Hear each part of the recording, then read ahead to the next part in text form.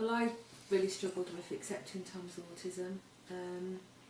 I think partly that's due to the fact that, you know, Tom was conceived as a result of fertility treatment, so he was a very, very wanted child, and to go through all of that and then to be told 2.5 years later that your child has autism came, you know, as a real blow in terms of, you know, our hopes and dreams really for a future as a family.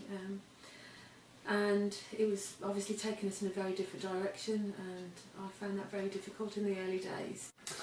Like Jackie said, he was really exclusive. You just couldn't reach him. He would just give me and Jackie fleeting glances. That was all. But anybody else didn't get any glances from him whatsoever. He was really difficult to communicate with. You could pop a balloon behind his head, and he wouldn't flinch, and he wouldn't turn around. There was just no reaction whatsoever. It was incredible that he could be so distant from us. Yeah. Oh, we saw a difference in Tom straight away. We came home from start-up on the Thursday evening, and we started Tom's programme on the Monday morning. The playroom was ready. We had all that prepared before we went down to London for start-up. I'd already recruited a team of volunteers, so we were all I needed to do was, or both of us really, was to learn the tools and then come home and put it into place. And Tom responded straight away. He loved his playroom. He said his first word, which was go, for Ready Steady Go, within 2 weeks of the programme. He was actually connecting with the people that we had in the team at the time, you know, just very simple games. And the main thing I wanted to get from, first of all, was obviously, I didn't think language would come that quickly, to be honest, but was to toilet train him, and we did exactly what Bryn said. You know, took the nappy off and just catch the wheeze, and, you know, exactly as she told us to do, and it worked. And within 3 weeks, Tom was completely toilet trained, and I never thought I could train a child that couldn't tell me he needed the toilet, but it was very, very simple. And it was amazing, because the more we did join Tom and do what he was doing, the more he'd respond then to us and do things and react to how we were joining with him. It was wonderful. Yeah, he really responded well to the 3 E's, didn't he? That's what. Oh yeah, he used to love all of the free. Yeah, the exaggerated movements and everything else. Yeah. The bigger, the funnier you were, the more opportunities you had that Tom would look at you, that would stay engaged with you. You know, and the one thing that I always remember about his programme is the fact that how much he laughed in that playroom. Yeah. And, you know, not just with ourselves, but with the other people that we had in the programme at the time. And you know, he didn't laugh beforehand. You know, we hadn't heard him laugh for a long time before that. Yeah. So that was lovely. Well, he's completely different. He's a very, very chatty boy now. Asks us lots of questions about all kinds of things. He's got a wonderful thirst for knowledge, and he has so many interests that are so typical for an 8-year-old boy. You know, he's into Transformers, Spider-Man, Lego. You know, he's just a typical boy now in so many ways. And also he's so happy.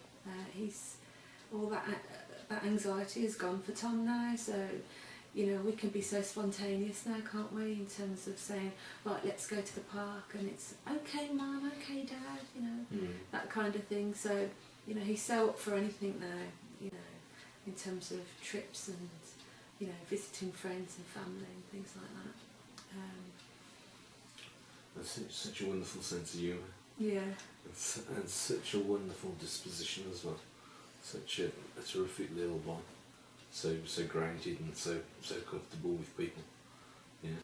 And, you know, has been in plays and the likes of that, things we would never have expected Tom to do, but it's taking on roles and it's just took it in stride, and it's, you know, well, whatever else can I do, and I'll just do that. He just happens to just do these things quite naturally and quite comfortably, and he's so happy to do it. It's a delight to see. Well, he's very into people now, children and adults. He's very confident. He's quite happy to go up and talk to anybody. You know, he's very interested in meeting people now and asking questions about what they do, where they've been, what they've seen, and things like that. He's definitely very connected now with us all, really, family, friends, and meeting new people and new children. And he's quite inquisitive, so it's nice to be able to see how confident he is now going up to another child and asking them what's their name and where they're from and things like that. So he's a very, very confident little boy now. I mean that, don't I? Little boy. Little. He's not so little anymore, is he? Well, we ran a full-time programme for 4 years, and last year we started a part-time transition into a mainstream school. He's doing terrific, yeah, and he really enjoys it, and he's got such a thirst to take in all this knowledge, and comes home with his homework and so wants to do it, and so wants to share this knowledge that he's gaining at school. Yeah, and wants to tell us about, you know, his friends at school and all his new friends. Yeah, it's a delight, it really is. Last month, or at the beginning of this month, there was the build up to the Easter play, so Tom's class was rehearsing many times over many days, the same songs, the same routines for the Easter play, and you know, we thought that Tom might start to get a little bit bored with it, but he didn't, and on the day of the Easter play he was there performing, singing, doing all the actions just like the other children. And one teacher actually commented to me after the performance that, you know, if anyone had walked into this school hall today, they would never know that Tom had autism, which for me was a huge thing for a teacher to say. So, but it was so true, because I was watching Tom all the time. He was absolutely perfect in the way that he was, you know, taking part with the rest of the children. It was quite entertaining, because for the week running up to it and the weeks since, because it was an Easter play, he's been almost practising on his own, and you might be outside the room and just about to walk in, and you just hear Tom practising his song, and he'd be singing to himself. Yeah, and yeah, it's hard to imagine that happening, you know, 4 years ago. Yeah, it was terrific. I would say that Sunrise definitely challenged me to dare to believe that, you know, Tom could grow and change and be the wonderful, typical child that he is now in so many ways.